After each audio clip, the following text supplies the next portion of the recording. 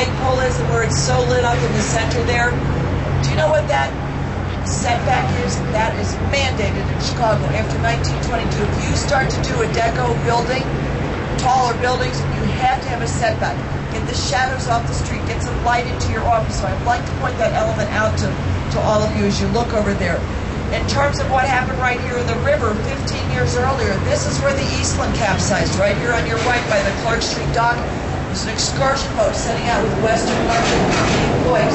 After the Titanic disaster in 1912, so many vessels were reallocated. The Eastland dock there had heavy cement doors, there's no lifeboats. A couple thousand people on there by 7 or so in the morning, lean to one side. I think the other one's on the other side. There's supposed to be two of those. In the Chicago fire of 1871. On your right, anybody of Spanish ethnicity. This is Ricardo Bofill and the local firm DiStefano and Partners.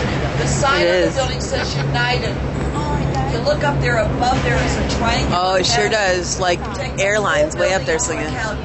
Way up there. It looks kind of like a modern temple. Bofill, the Spanish architect, is known for his exaggerated classicism.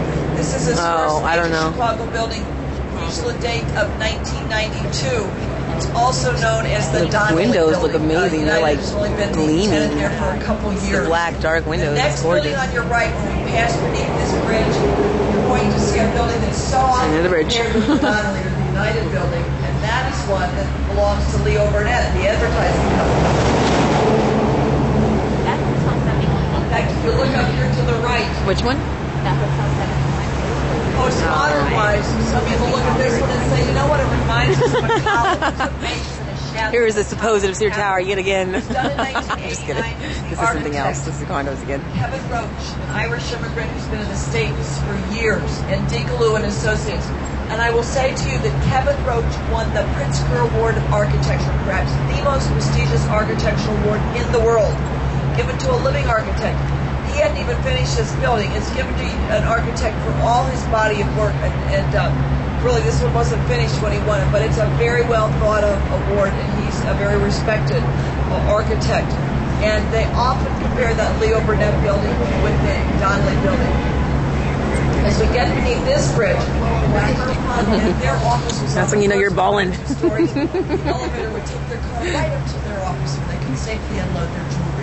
Guess what the top Temple Tower was, though? A speakeasy. Remember, the building opened in 26, Prohibition came in 20. It was called the Stratosphere. Who knows the likes of the Labor Al Capone and placards that we hanging out there? Not that they cared about your jewelry, but things that occur in history around the same time are pretty remarkable. Pillars. Cars grew larger. Right in the middle the building lost its parking brush. The top Temple Tower today is the presentation room for the architects Murphy and Yan. Wouldn't it be neat to see drawings up in that top tower? Sure. But that's our jeweler's building. Next door here, next to Hotel 71, you see the very slender building that narrows even further to it. It's clad in all terracotta on this facade, kind of neo-Gothic style. Do you know that is the Mather Tower? And when they opened that building in 1928, it was done by Herbert Hugh Riddle. And you know what they told us? That's Chicago's tallest building for 1 week. There was a big building boom, lickety-split. They went up until the crash in 29. Now, I never found what building took the title 7 days later, so I have to tell you that apocryphally. But the last building before we go underneath the Michigan Avenue Bridge here on your right, I think it's even on the right time. London Guarantee was done by Alfred Alschuler in about 1923. What's on the top there? Where we live. And the top Temple Tower we call Belvedere. When I went down there, the guy asked me, from 3, that which we call Aon today, we used to call it Standard Oil. 4, the John Hancock, the one on north, that is the band of lights running around. You can see we'll give her that much. With the red antenna. Oh, there's the Ferris wheel over there at Navy Pier. We're there, man. Basically where we took off at, and we're headed back. The tour is just about to be over.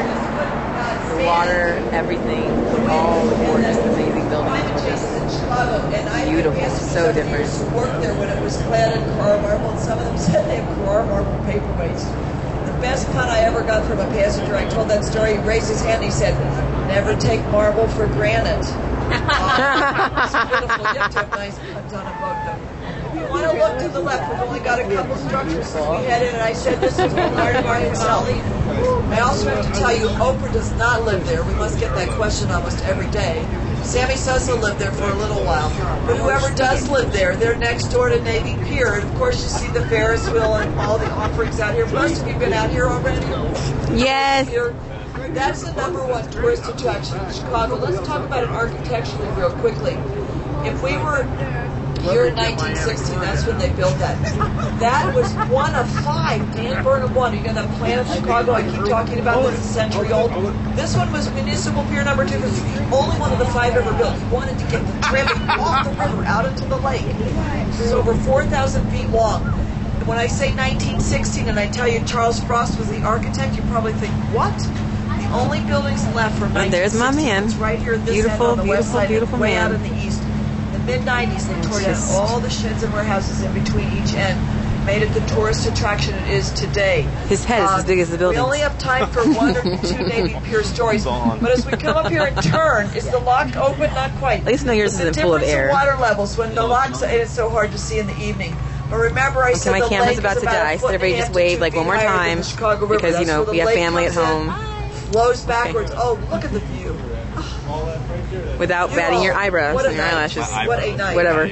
You know what? But my one Navy Pier story to tell you is during I World love War you. II times,